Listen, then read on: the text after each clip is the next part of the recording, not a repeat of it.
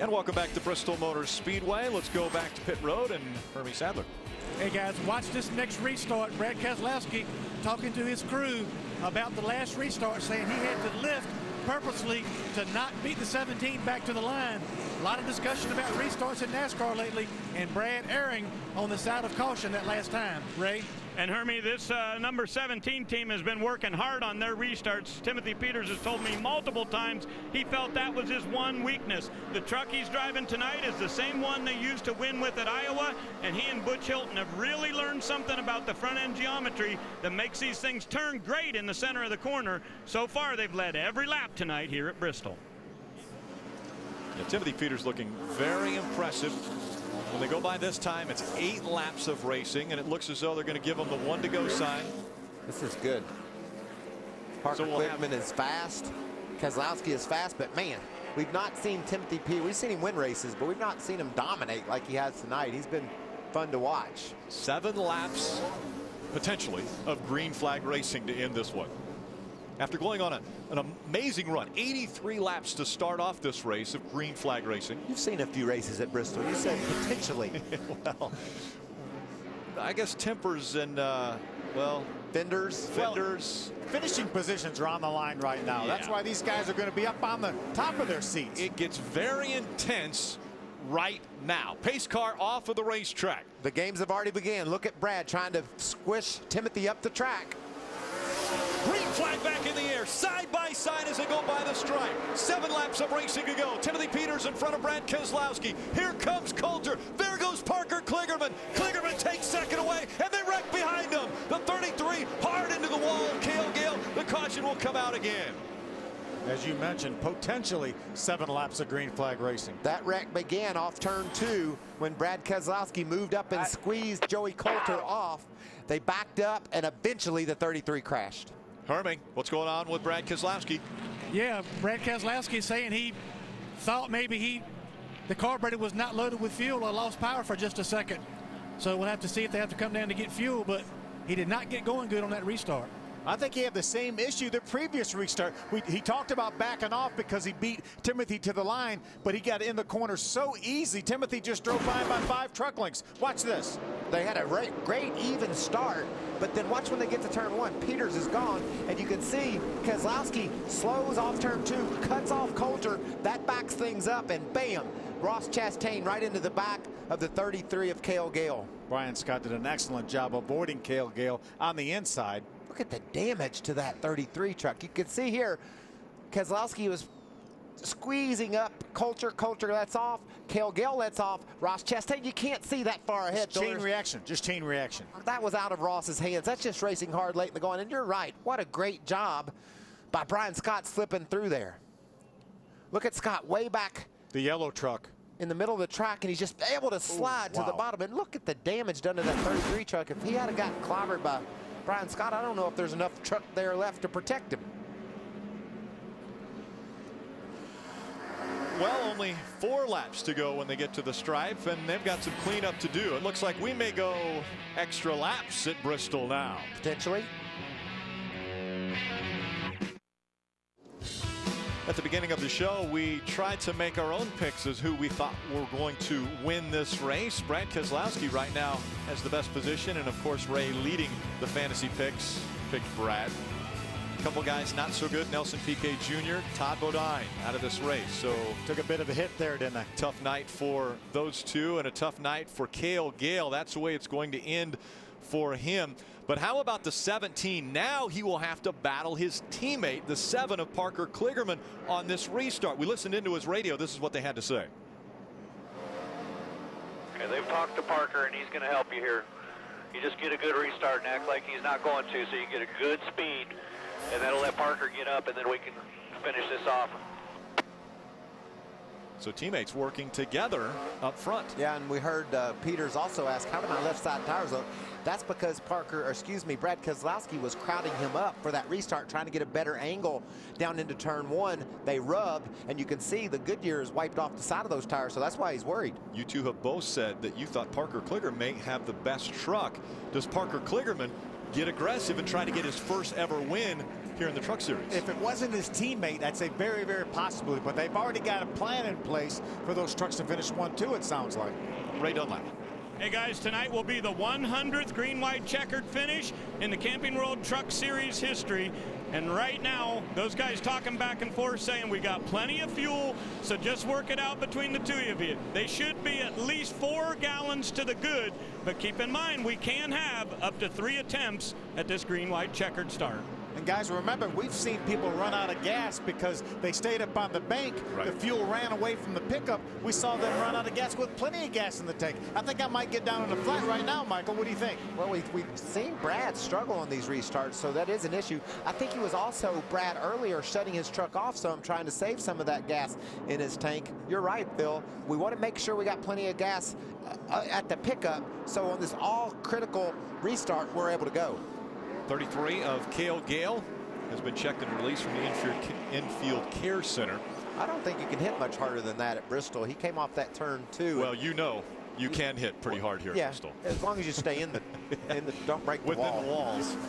All right, they go side by side. We'll have 2 laps of green flag racing. This is the first attempt at a green-white checker finish. Again, we can have up to 3. What a battle tonight has been for Ty Dillon. That young man just continues to impress me. He's able to take a truck and just make it better all night long, talking to the crew, making the adjustments, and then just driving the wheels off of it. He fell out of the top 10, was about to fall out of the top 15. They made adjustments. He's running 4th. Brad Keselowski to the bottom of the track. I think that baby's out of gas. Brad Keselowski. So is Ty Dillon. Ty Dillon also has problems. Green flag back in the air. Timothy Peters to the start-finish line just in front of his teammate. Now the move on the outside. Ross Chastain in the 8th. Flying up on the outside, takes 3rd away. Ty Dillon is going to remain on the racetrack against the inside wall coming off turn 4. We stay green. This flag will be the white one. Next time by, it'll be the flag that ends the race. Timothy Peters has led every lap. Can he lead the final one? Parker Kligerman has a great run off of turn number 2. He stays in front of the 0-8 of Ross Chastain. Coming at it, turn number 4. It's going to be a big win for Timothy Peters at Bristol. That's the way, baby. That's the way, everybody. That's what we needed right there. Excellent job, guys. That would be a 1-2 for Red Horse. Happy birthday, Tom DeLoach. Wow, sometimes things just work out on your birthday, don't they? They sure do. And how about Ross Chastain, the watermelon boy, finishing 3rd? What a great run for Ross Chastain in that 0-8. Made the run, got the 3rd place finish. Parker Kligerman had a great truck tonight. Worked his way up to a 2nd place finish, but you cannot talk enough about how dominant the 17 truck was tonight. Led all 204 laps. Amazing performance. We had some great stories here. Ross Chastain finishing 3rd. Ryan Blaney finishes 6th in his debut. And we talked about it just moments before it happened. We had 2 guys run out of gas, Michael. And then look at James Bushers, qualified way in the back, was able to fight his way up inside the top 10. Ron Hornaday, 2 lucky dogs. 2 lucky dogs, and he gets a top 10 finish. That just goes to show you these guys don't ever give up. Fight all the way to the end. The fact that Keselowski and Ty Dillon ran out of gas, that's so frustrating to have trucks you could win with and have that happen. And how about point implications for Ty Dillon? He comes in this race tied with Timothy Peters. Here we go, getting ready for this last restart. No 29 truck of Brad Keselowski already pulled off the racetrack. And look at Ty, he doesn't go at all. People do a great job scrambling around him. Stays right in that center line. The 2 lines split him, and then he goes to the bottom of the racetrack. They stay green, and that enables the 17 of Timothy Peter to start his celebration. That team making their way to victory lane. A very unique victory lane here. It's actually up on top of a building in the infield, and that's where Timothy Peters is headed right now. He's on top of the world right now. He's got on top of the point standings, too. Checkered flag, and he increases his points lead tonight. 204 laps led. It is his 5th Camping World Truck Series victory. The NASCAR Camping World Truck Series on Speed is brought to you by Camping World and Good Sam. Everything for the RV lifestyle, including RVs, accessories, warranties, insurance, and roadside assistance. By Peak. When you peak, you win. By Ram Trucks, Guts, Glory, Ram. And by Mike's on the Rocks, the perfect pre-party beverage to launch your nights. Well, when you're at home and you've got social media, Why not talk about what your husband does? Sarah Peters, baby just started kicking around. I think he might be a little excited. Oh, she's right there. She's in victory lane. She's not home.